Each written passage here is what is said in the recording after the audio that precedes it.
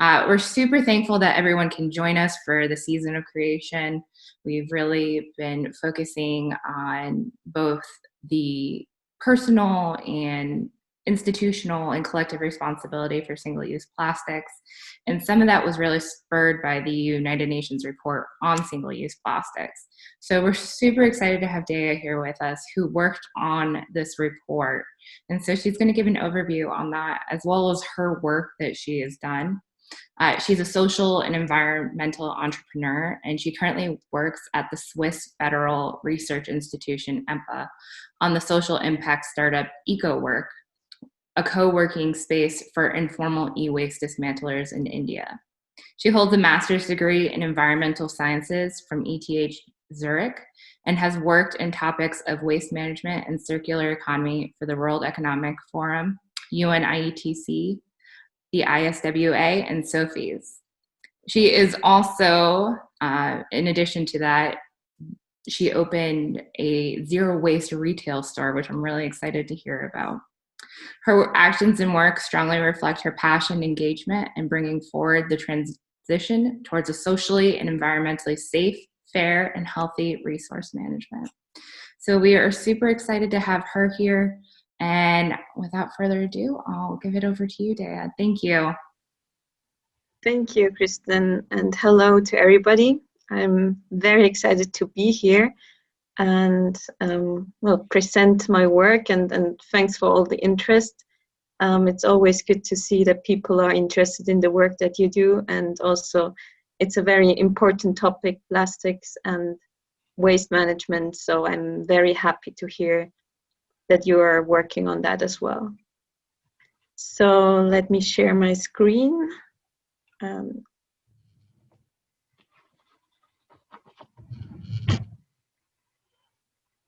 So it has been now almost 3 years ago since I worked on the UN report, so it has been a while, and as Kristen said before, the subject that I'm working on has changed a little bit.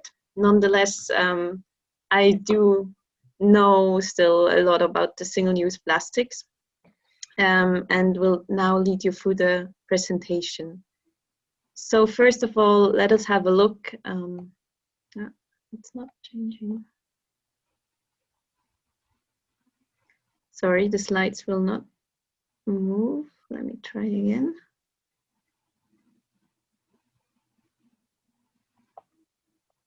No. And let me try differently.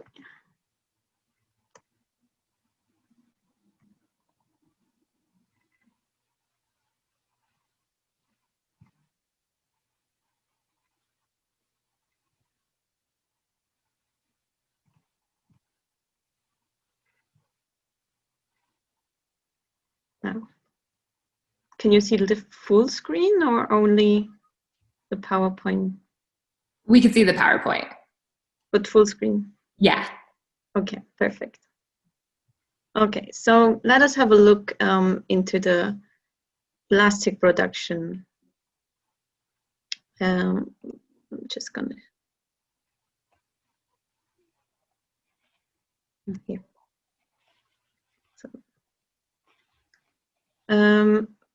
So when we look into plastic production in the year 2015, there were 400 million tons of plastic produced.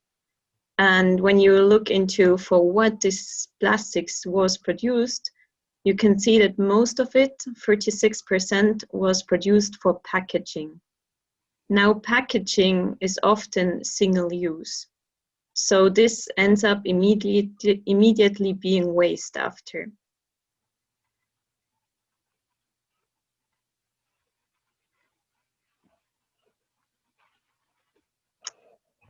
I'm sorry, somehow the slides don't want to.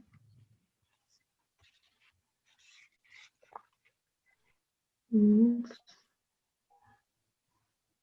Stop.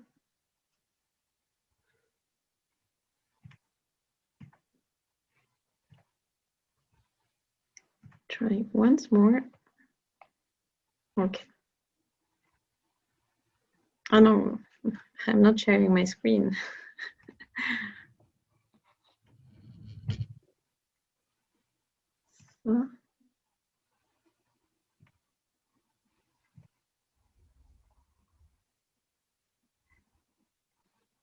Okay, it should work now. So then, single-use plastics. I guess most of you are quite familiar with that since you've been talking about single-use plastics before. Most of the products that are single-use, they are, for example, coffee cups, a lot of plastic bags you'll find all over, PET bottles, straws, styrofoam products. They are all single-use, which means that you use them once, and once you have used them, then you throw them away, and they are not reused. They are, well, some of it is incinerated, some ends up at the landfill, and very little gets recycled. And to give you an idea of the amount that we are talking about, so if you look at plastic bags, that's approximately 5 trillion plastic bags are used every year. And when you ask me, this number is so huge that I can hardly imagine what this actually means. But if you break it down, it means that there are 10 million plastic bags used every minute. Or if you do another calculation, it would mean that every hour you could go around the Earth 7 times. So the amount is massive. And as I said before, only a little percentage of it gets recycled. Like, for example, PET bottle. I know in Europe there are quite a lot of PET recycling companies. So for this, we have systems in place. Then some of it gets incinerated, but the majority of it, globally seen, ends up at landfills, is dumped in the environment and not properly disposed of. So why is this actually an issue? So plastic waste contaminates soil and water. It causes biodiversity loss, for example, through strangling animals, or you find birds that have eaten lots of small pieces of plastics, and they are actually starving, although they have a full stomach, but their stomach is full of plastics. Then the plastics, as you can see in the lower right picture, it's blocking waterways, and it also exacerbates natural disaster. There's social and health impacts. So the plastics contain toxic chemicals, they release toxic emissions, and as you see before in the picture, on the river with all this waste, it's an eyesore as well, and causes welfare loss. It increases the risk of vector-borne diseases, which means, for example, if you have a plastic bags lying on the ground, it keeps the water from going into the earth and provides a habitat for insects, for example, mosquito that transmit malaria. And then it also contaminates the food chain through, like, when fish eats the microplastics, and then the fish gets eaten also by humans and ends up in our bodies. There's economic impact through, for example, the visual pollution, as I said before, with the eye. It's not a very nice picture to look at. And this in turn has, again, an impact on the tourism. It impacts fishing and shipping industries. And also, if you think of in future, when we want to remove all this waste, this will cost a lot of money. And also, over time, the plastic, it breaks down into smaller pieces. And the smaller the pieces, the harder it gets to take them out from the environment again. So then industry came up with so-called biodegradable plastic items. Now, when you ask me, what about them? Wouldn't that be a solution to just use biodegradable plastic items? And then it doesn't matter, we throw it away and it gets degraded. That would be great if that would be so. However, biodegradable is a term that is not, like, the definition of it does not mean you can throw it in the environment and then it degrades. it means often that it needs temperatures which are over 50 degrees or 122 Fahrenheit, and only then they degrade. Now, when you think of it, when you throw such a plastic bags in the environment, you hardly have this kind of temperature. And most of them, they end up in the ocean or in water, in rivers. And there you never have the 50 degrees. So we also need to make sure that also the so-called biodegradable plastic items, they don't end up in the environment. But now let's talk about what kind of actions we can actually take against plastic pollution. Well, first of all, and very important, is the improvement of waste management. And with waste management, I mean also circular economy. So thinking of what actually is waste. And waste is material that you don't use anymore. And think of it, can you actually prevent material to become waste? And the best way is to prevent even having this material in the first place. So really think of when you buy something, really think of it, do you really need it? Or can you not just use something you already have or use from someone else, share things? Then try to reduce as much as possible and reuse as much as possible. And only then think of material recycling. And even as a later step, think of energy recovery through incineration. And if there is no other way at all, then landfill should be the option. But definitely there should not be an option of throwing it into the environment. Now, as a second action is social awareness and education, because there's still so many people around that don't know that if you throw away a PET bottle or a plastic bag, it's not just gone. It is still there, and it does not degrade in a couple of days. It takes thousands of years sometimes. So education is a key, and it should be included into lectures in school, and yeah, work together with private sector and also push for government action. So it's not just that this should be done by private people, but also the government and industries can take action. Talking about industries, there are also options for them to take action on a voluntary basis. So for example, promote and adopt reusable bags, or as it happened also in some countries, which I will be talking later on, implement voluntary agreements. So work together with other retailers and say, okay, let's phase out plastic bags. Let's use alternatives. So there are a lot of potential that can be used there. What you can expect is that there is opposition from the industry, because there is a huge industry behind the plastic bag production also, that live from it, that make their money from it. So you cannot just ignore them. You need to work together. You need to take them into account, and you need to think of, okay, how can this be changed, and what other sustainable alternatives are there that can be that they can transform into.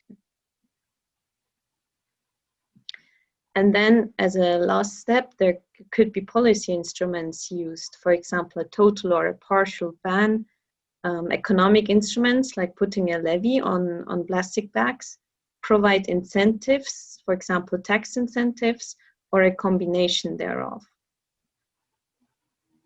Now we look into a number of case studies to give you some examples on what happened or has been done on country levels.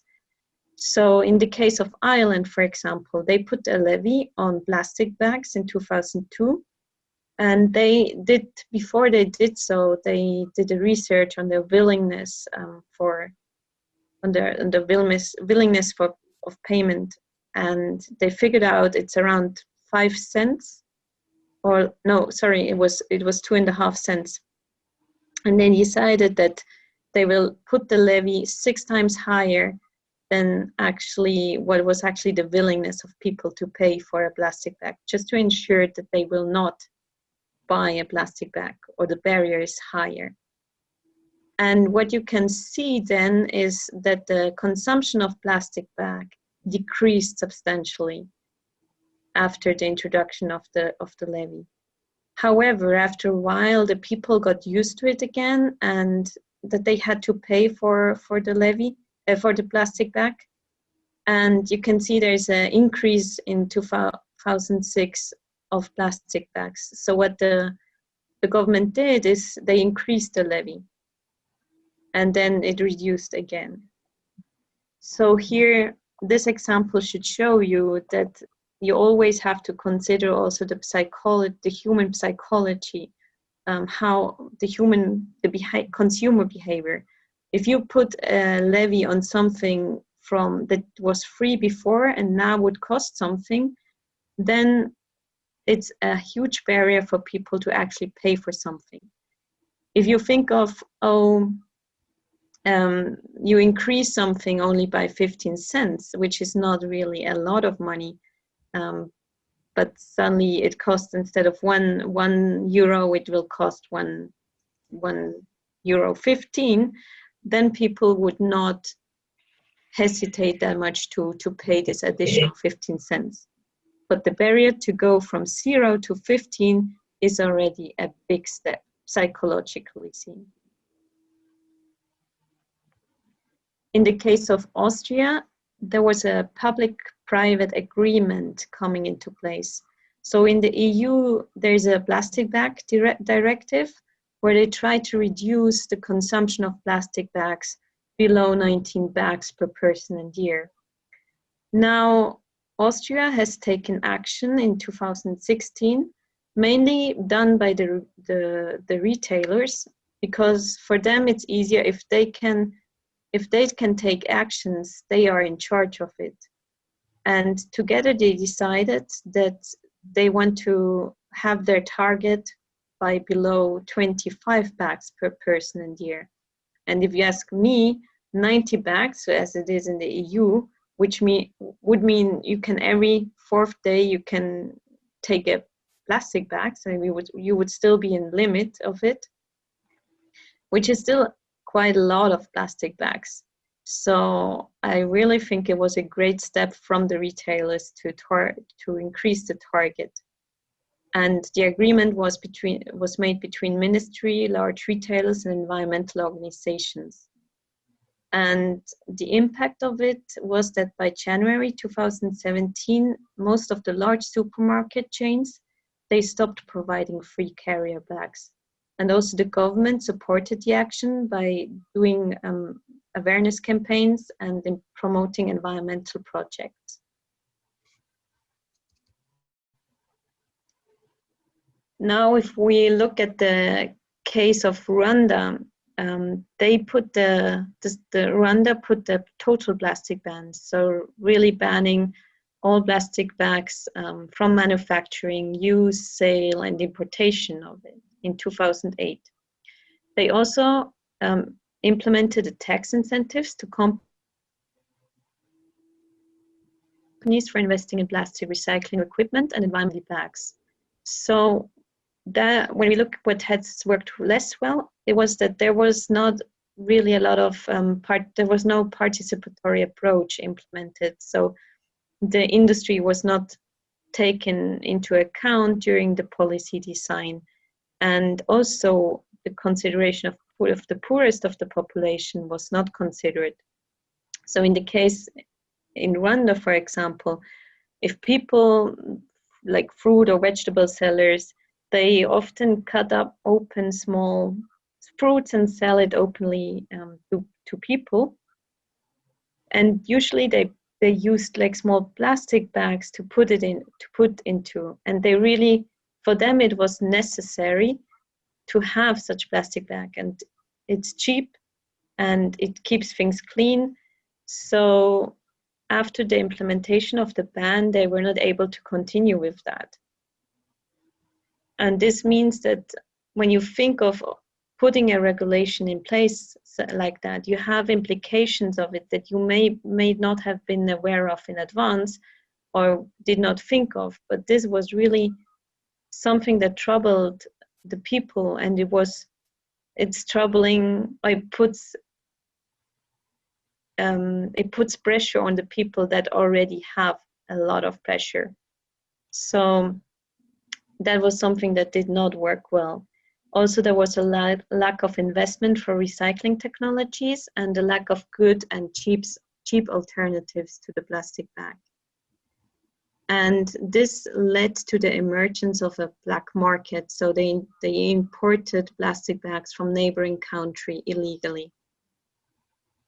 What has worked well by implementing this ban is that for the promotion of reusable bags, it became quite common.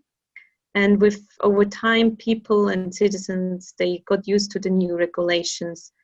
And also over time, the enforcement of the ban was strictly regulated. So in 2008, Kigali was nominated as cleanest city in Africa.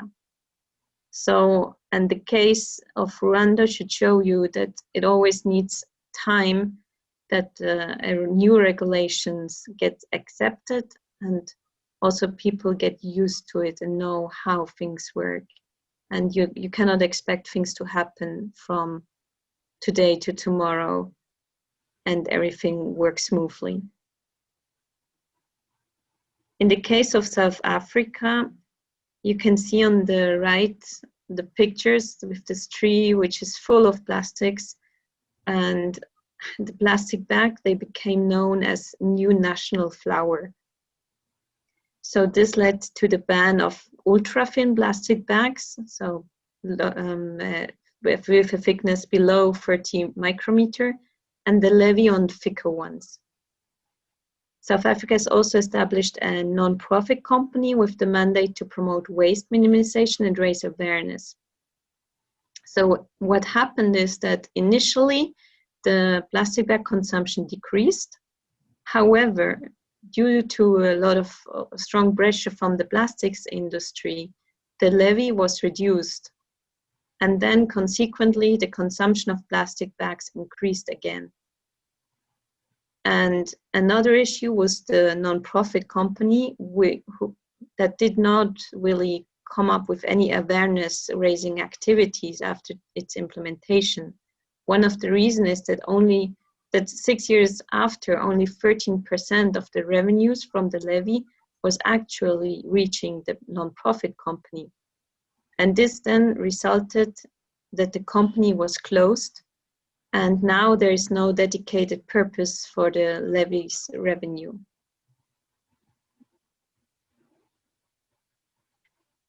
Now in Asia, for example, the case of Bangladesh. So it turned out that there were some deadly floodings in 1989, and it turned out that the reason for it was actually plastic bags that were blocking the drainage system and were actually responsible for the floods to happen.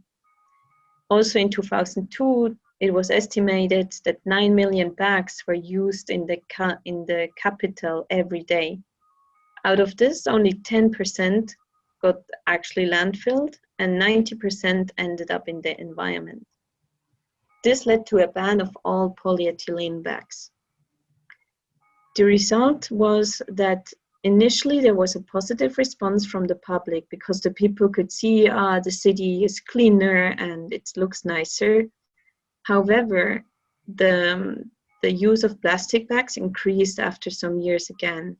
And that was because there was a lack of enforcement, and also there was no other alternative that was as cheap as the plastic bags.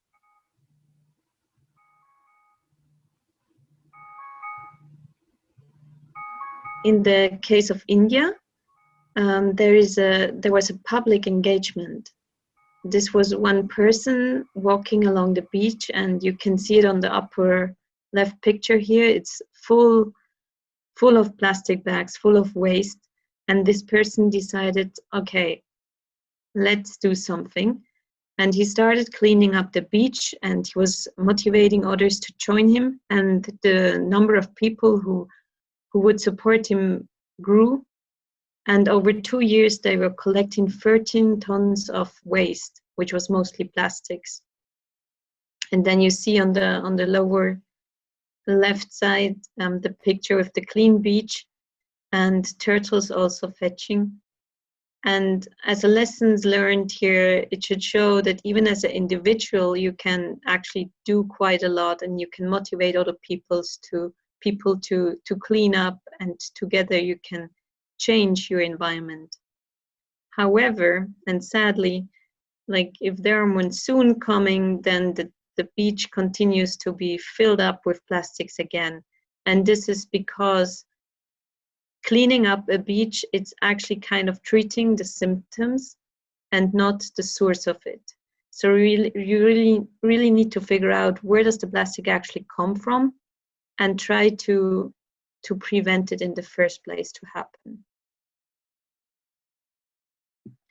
Now looking into on a global scale, so we looked into what kind of regulations were introduced on a nationwide level.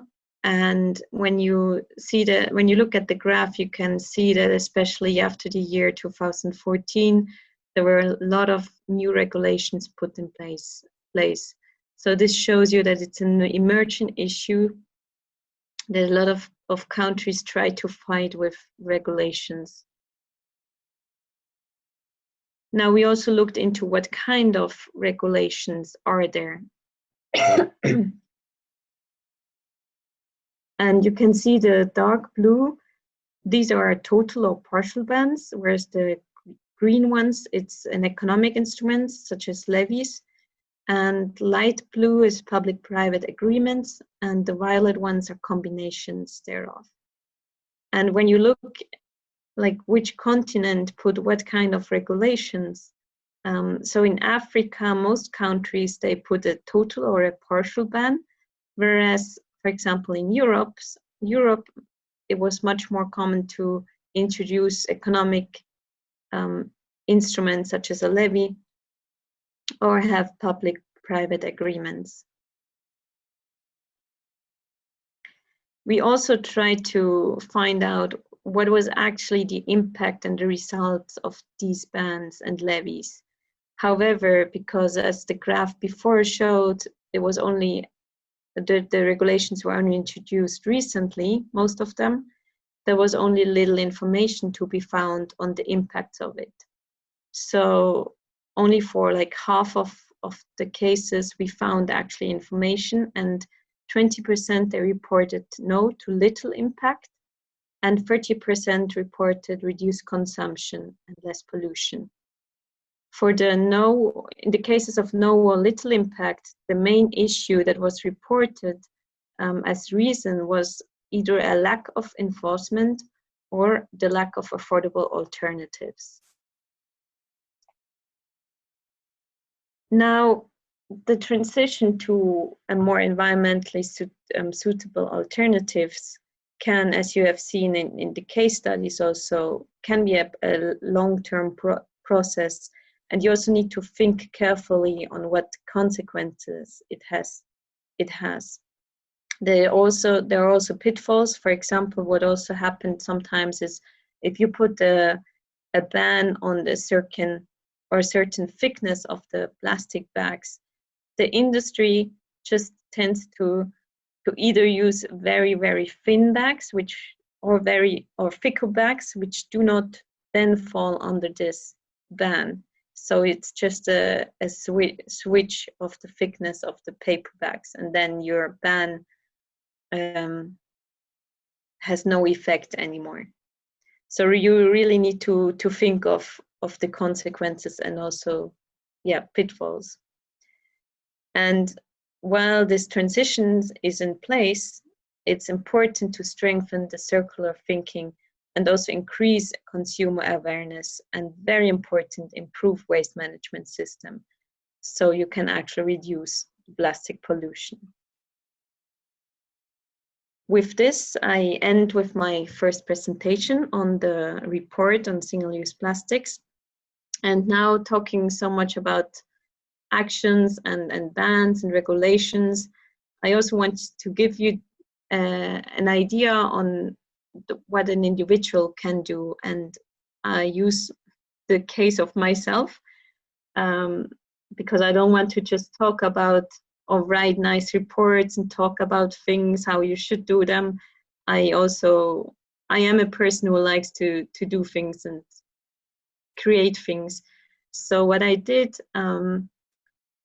it was, now let me think, 4 years ago, was that we came up with the idea of a zero waste store. That means having a store that sells food items and cosmetics without packaging. So let me change the screen, go to another presentation.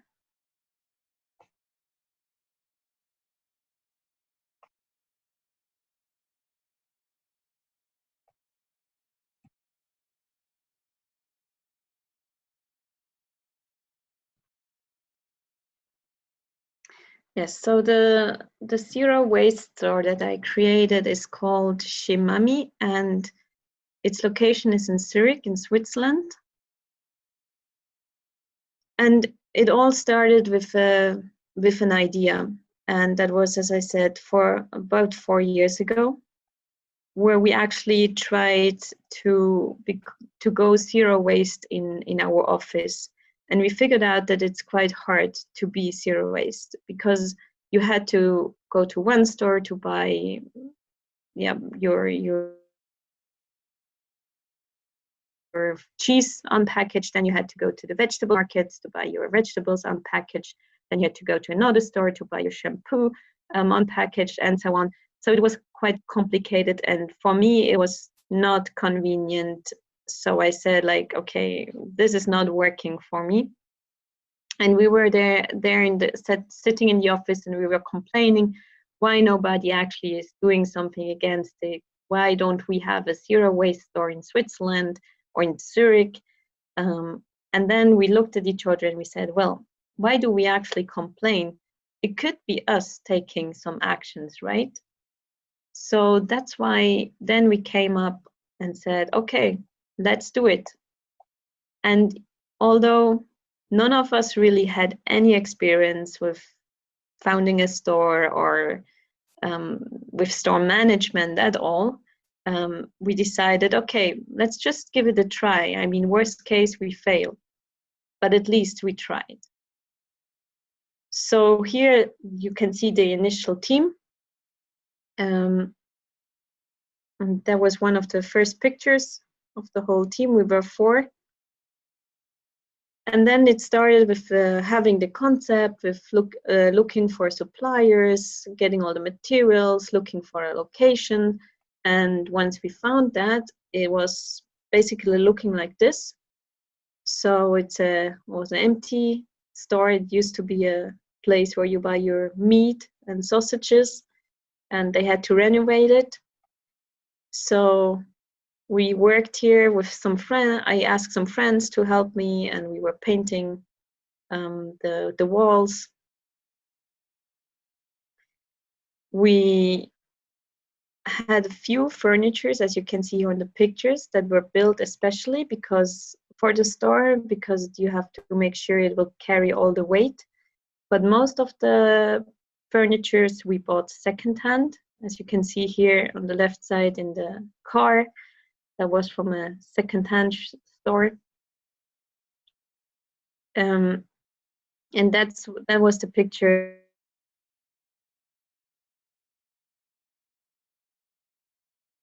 Everything together.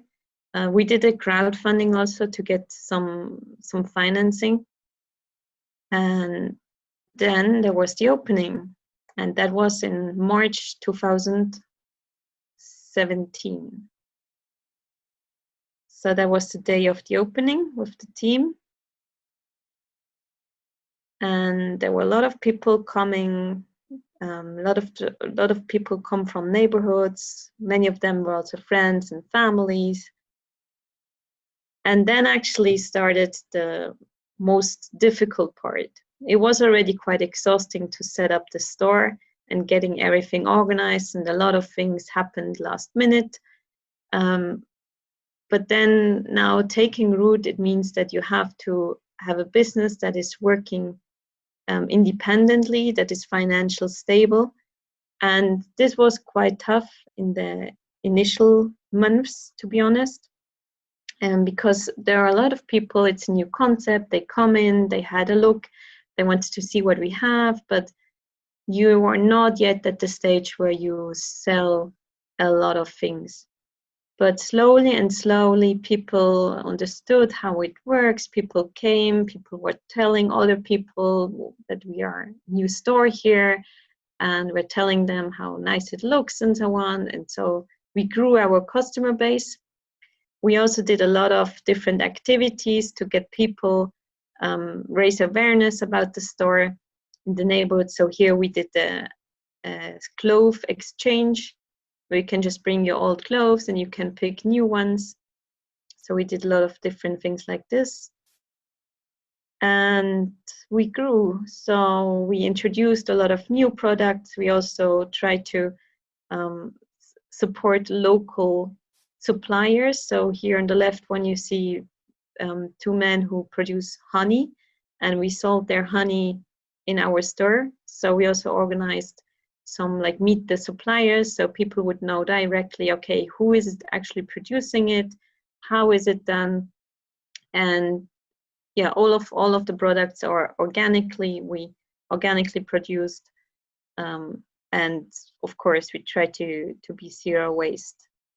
So like for example, the glasses here, you could return them and they get washed and refilled. And this is how the store looks today. So you can see a lot more products. We were able to expand, and now after 3.5 years, it still exists, and it's going quite well. And also, especially now with COVID, it was quite, again, a challenge to work or have the store being open and but still have the concept, the safety measures in place.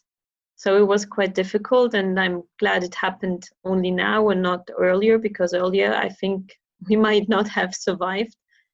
But yeah, it's still working well, and it looks better now again. And I have to say, I left the company 1 year ago, mainly because for me it was getting too much with having a full-time job on the side and managing the store in the background. That was too much for me, but I'm still involved, and there's a great team now. And I would even say without this team that is there now, I'm not sure whether the store would look the same.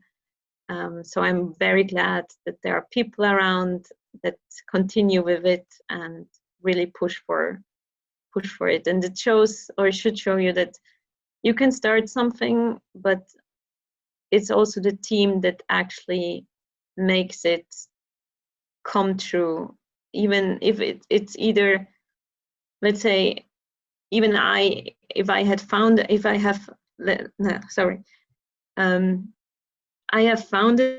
it, but without the customers who supported the store, who understood that yes, we are a startup, and yes, there are a lot of that didn't work well from the beginning, but we are trying hard.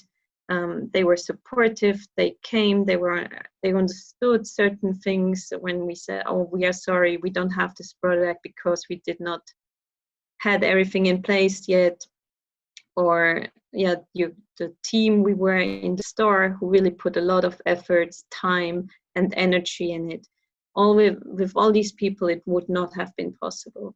So it's actually a project. It's a store that came from the community, and without them, it's not possible to do.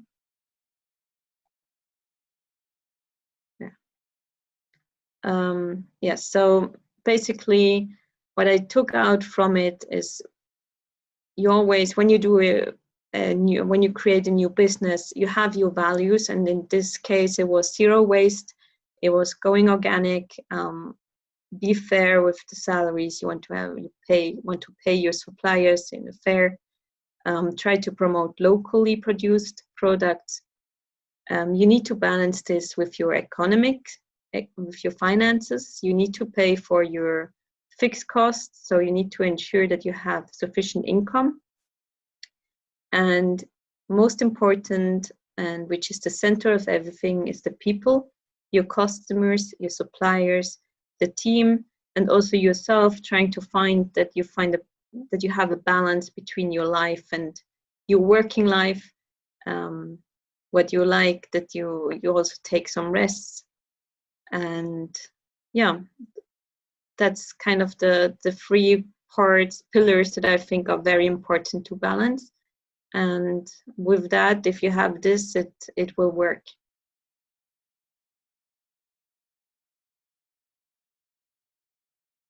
So, and this then, let me check the time quickly.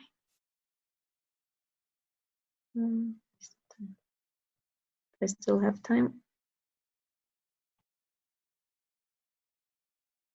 Ooh, already 10 minutes. Okay, I'll try to be very short with my last presentation.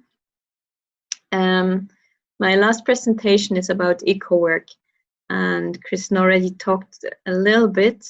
It's about e-waste. So I'm working now on a new startup, and it is targeting the e-waste recycling sector in India. It's done together, or I'm collaborating with an organization in India, and together we create this new startup. And it also has to do with plastics, because electronics also contain a lot of plastics. Often they have hazardous substances in it, like brominated flame retardants, and they contain a lot of other toxic substances like mercury, for example. And in India, you can see on the left side, there's a picture of a neighborhood in Delhi where e-waste gets dismantled. And it gets dismantled in very small rooms, as you can see here in the middle. And then on the right side, you see women sorting the dismantled fractions.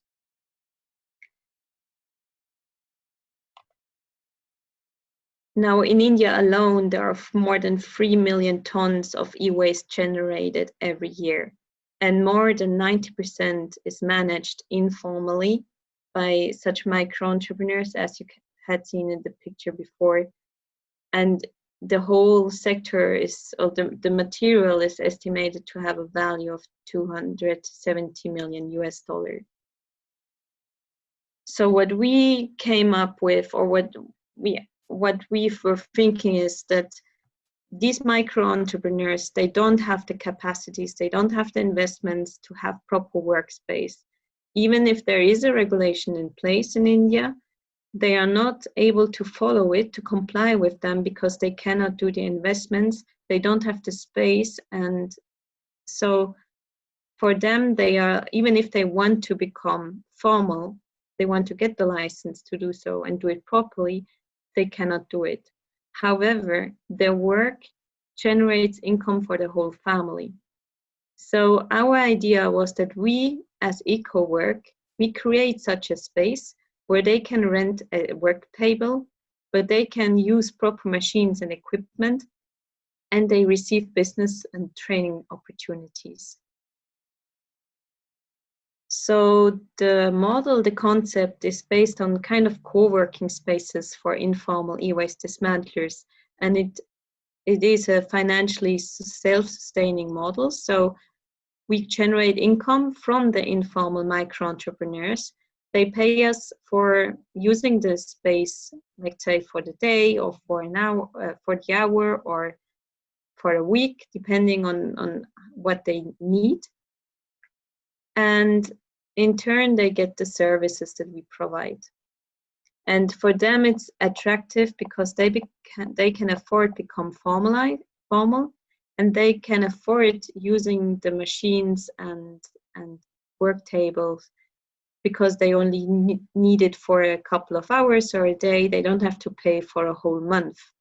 So for them, it's also financially viable. first, as a first step, it's very important to understand the informal sector. So here in the picture, you can see one of our team member, Ibrahim, and Natasha is also supporting the project. We're talking to the people there. Ibrahim comes and lives in these neighborhoods, so he knows the people very well, and this is essential, because without trust and without relationship, a project like this will never succeed. So here he's telling what our idea is, to exchange with them, and they in turn provide give us insight what kind of services they need, what are the challenges they face, and where we can support them best. So we really try and have the project implemented with a participatory approach, to not have it just as our project, but also make it a project from of the community. So our goal is to create impact for a better environment, for responsible consumption and production, to improve the health of the people through safety equipment and protection, and to support sustainable cities and communities. So avoiding having areas that look like here in the picture, where you can see the waterways here very polluted.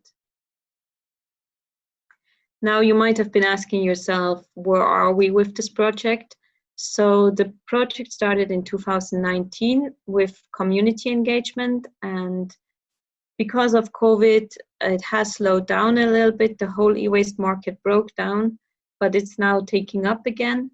And we are continue with the community activities now, and hope to be able to start setting up a pilot facility by 2021. And here in the picture on the left, you can see one of these workshops and one of the activities that we did. So we took 15 informal micro-entrepreneurs to an empty facility, and we let them design how they would design such a facility.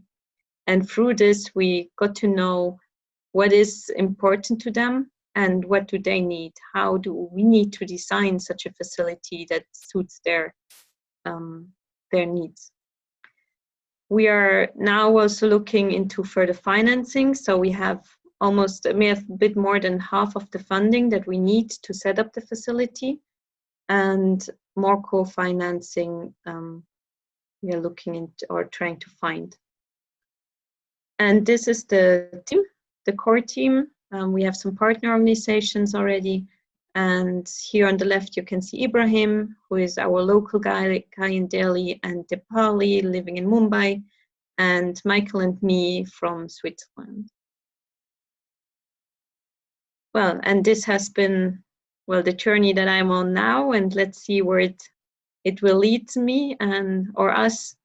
And then I hope in 1 or 2 years, I will be able to give you a great update on this project. So thank you very much for listening. I hope I could give you some insights into my work, and I'm sorry if I took a little bit longer than expected. Please, if you have any questions, feel free to ask now. Thank you so much, Dea. I really appreciate it. We have a question from Lois, and she is an environmental stewardship manager for a large hospital system. And so I think this is really interesting, especially also in the time of COVID, where we're forced to use single-use plastics more just because of sanitary issues. So she said, we are seeking alternatives to single-use plastics for our cafeterias. We have some locations with reusable, washable dishes, but cannot do that at every location. Do you have any other alternative suggestions for hospital systems or things that have worked in that case? I don't know, or I'm not experienced with hospital systems. Now when I'm trying to think of solutions, what could be done is to have people washing it themselves or having a dishwasher in there, but I guess from a hygienic point of view, this might not be that possible. Otherwise, the cafeteria, I'm just wondering now, thinking of if it's a hospital, there must be quite a lot of personnel or people working there. So, and it's not, but it's not big enough to have a kitchen with a dishwasher.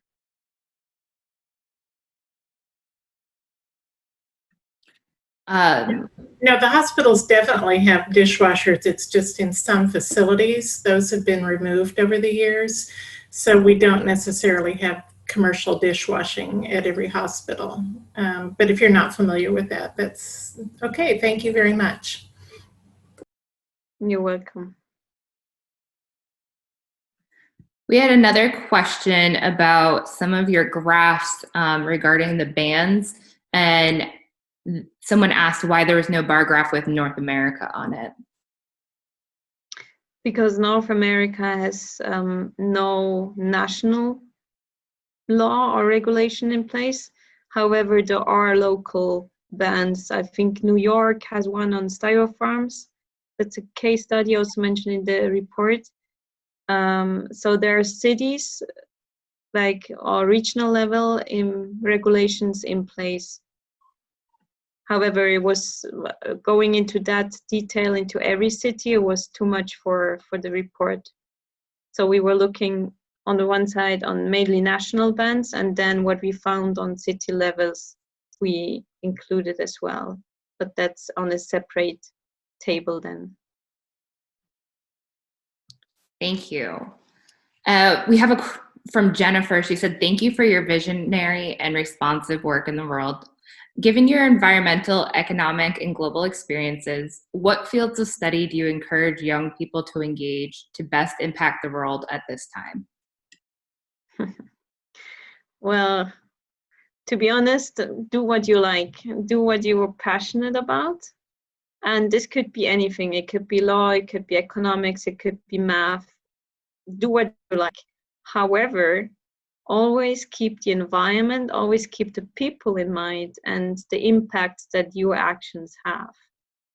And this is for every topic, this is for every study, very important. So I sometimes think like, I mean, in my case, I studied environmental science. I specialized in forestry and landscape management, which I'm not working on at all, but it's something I liked and it's still a passion of mine. And when I think of my colleagues in environmental science, I sometimes think it would have been great if, or it would be great if environmental science is integrated into every other topic as well. Because at the end, you don't want to create your bubble. You want to go out and you want to talk to other people to inform them also. You want to, because it's the environment. It's not something that only targets a small group of people. It's affecting all of us. And that's why I think it's needed everywhere and it doesn't matter in which kind of topic. So really do what you like and be passionate about it, but also be aware of the actions, the impacts that your actions have. That's some great advice. In regards to community volunteers cleaning the 13,000 tons of waste from the beach in India, this is a question from Carolyn. She said, and being told that the world does not know how to get rid of plastics, what ends up happening with those 13,000 tons of waste that they have collected from the beach? Well, in India, they will end up at the landfill, most likely. Also because, like, if you think the material on the beach, it's wet, it's sandy, it's not very, I mean, it would need to be almost cleaned to work for incineration plants. And so far that I'm aware of, in India, they do have some incineration plants, but they are not working properly because it's the material they get, it's too wet in that sense, too much organic. And plastic by itself would have, that has a high calorific value, so it would be good for incineration plants. But in the the case of the beach, I'm pretty sure it ended up at the landfill, where all the other, or most of the other wastes in India ends up. And this question is from Julia. And she asked, when you order a low waste product online from a retailer like Amazon, does the single-use plastic shipping material that they use cancel out the benefit of the low waste product itself? What do you understand from a low waste product? Julia. Like if you, if you were to use like a lot of people I know will order like bar soap or a bar conditioner from Amazon, or they'll use Amazon to order like their beeswax, low waste wrapping material. But then, you spend a little bit extra money to, invest in a low waste product, but it shows up wrapped in bubble wrap and, packaged in plastic and in one of those envelopes that are lined in plastic. So it's kind of like when you buy from a retailer like that, with the energy that it probably takes to ship it and the plastic that goes into packaging it, is it still environmentally stable investment, or would it be better to like try to focus on finding local retailers that are not using as much shipping? Like, how do you go about that, like actually purchasing the products? Well, as a kind of a thumb rule, of course you have to rethink it for every product, but as a thumb rule, I would say most of the emissions or the environmental negative impacts comes from the production of a product by itself. So it's most important that you source organic products, that you source products that are free from chemicals or toxic substances. That's, I would say, most important. And then you can consider the packaging. And then like when you, the examples that you made, for example, the bee wraps, that's an item that you can use for very long term. So I think there you can say, okay, it comes with plastics, but then it replaces for quite many times plastics that I would have used otherwise. So then to me, it makes sense to buy something like to order beef wraps if you cannot buy it in a local store. But if you buy a product then that you can buy in a local store around you, go there and exchange with the people, support small stores also rather than a big enterprise like Amazon, because it's the small shops and it's the small stores that also supply people with jobs. So you always can think of these kind of terms, not just going for the big companies who usually, even yes, they provide jobs to many people, but actually it would have been, or the small shops are the ones that actually create most jobs. So yeah, my advice is try to go organic, and then if it makes sense in terms of it replaces other plastic materials, packaging, you can order it if not available locally. And yeah, just as a side note on the transport, on CO2 emissions, it's often, I mean, depending of course if it comes by airplane or by ship, but often the transport is a small percentage of the CO2 emissions cost that's inside a product. It's really more about the production of it. Thank you. We have one more question, and if anybody has questions after, we can maybe open it up just a little bit. But this question comes from Carol, and she was watching a BBC program last evening, and it talked about making one-time use plastics from peas. And she was wondering if you had heard anything about it, and if there's any, like, what were your thoughts on that? So is it 1 ton plastics from peas? Yeah, I think Carol's on, so if she has any other identifying information on this. Well, I have a clear opinion on that, although I did not hear about production of plastics from peas. But I heard of plastics produced from corn, for example, or packaging also from corn. And to be honest, I'm not in favor of that, because it's taking nutrition, it's taking food, and it's competing with agriculture, with land, and also the land, what is pesticides and other products that is used to cultivate this land, to produce actually the corn or the peas, which then in turn are used for plastic production. It's not environmentally friendly, and it's not a good alternative.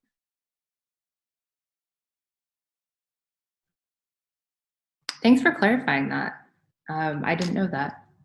I think a bunch of other people on here would probably say the same. Is there any other questions that people, oh, I just got another question come in. What is most effective, to invest or participate?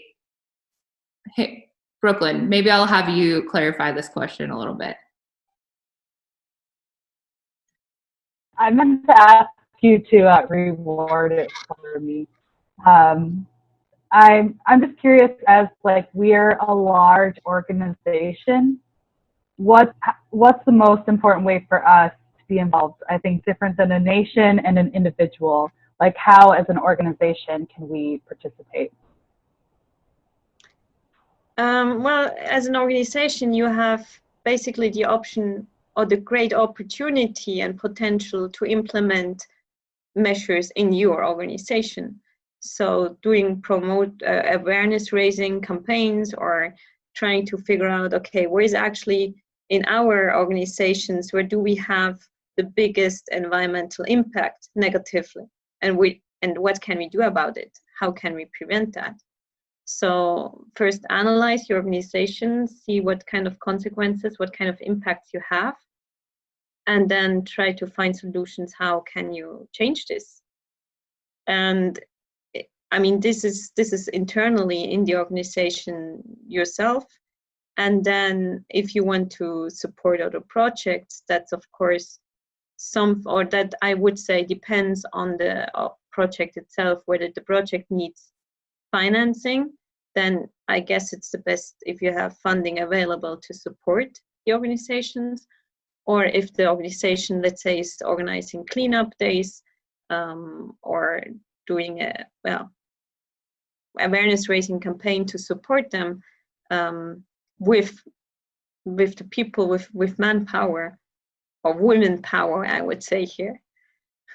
So I mean, for example, I give you an example in my organization, research organizations that I'm working now. At the beginning of this year, we created a grassroots group. It's on voluntary basis, where we try to bring more sustainability into our research institution. So one thing that we did this year was to organize a cleanup day, which was actually on the worldwide International Cleanup Day, now beginning of September. And fortunately, let's say it this way, fortunately, there was not a lot of litter to be picked up. So what we did is then also to think of, okay, what else can we do? And there's a big issue about invasive plants. And because I have some knowledge on plants, I could tell the groups and the people a bit on what kind of plants should be taken out, which plants are invasive. So we were walking around the campus, and in collaboration with the how do you call it, the house garden people group, I don't know the word in English, and in collaboration and with their agreement, we actually did some plant fighting of alien species in our campus. And now we have other projects lined up, like, for example, my plan is for next year to have a garden implemented at the research institution to make people aware of locally grown food and how easy it actually also is, and have your fruit tree, you go over lunch and pick your apple yourself. So that's something I'd like to do next year. So there are small projects and things that you can do as an individual within your organization as well. Awesome. I think that is our last question. If we have any lingering questions, you can also email us and I can possibly get them to Dea. And Definitely. we really want to thank you so much for this presentation. It was excellent. We really appreciate having this international aspect and this consideration for everything. It unites us globally, and it's great to remember that our actions here in our own communities, how that impacts everywhere. So thank you so much. Well, thanks to you, and thank you for listening, and also thanks for all your efforts and your energy that you put into it. So it was really great. And if you have questions, please don't hesitate to reach out. I'm very happy to answer. And yeah, so hope to hear from you, and all the best. Thank you very much. Thank you.